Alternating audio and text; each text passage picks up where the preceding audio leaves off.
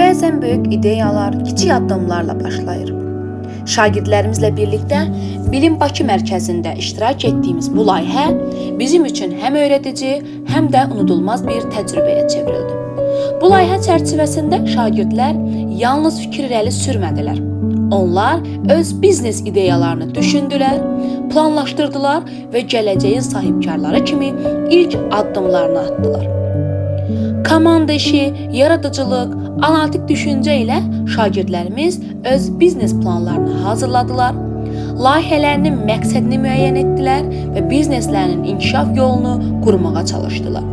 Onlar düşünməyi, araşdırmağı, qərar verməyi və ideyalarını təqdim etməyi öyrəndilər. Layihə boyunca şagirdlərimizin özlərinə olan inamı, məsuliyyəti və yaradıcı yanaşması bizi qürurlandırdı. Bilim Bakı mərkəzində keçirdiyimiz bu vaxt uşaqlar üçün sadəcə bir tədbir deyil, gələcəyə açılan yeni bir qapı oldu.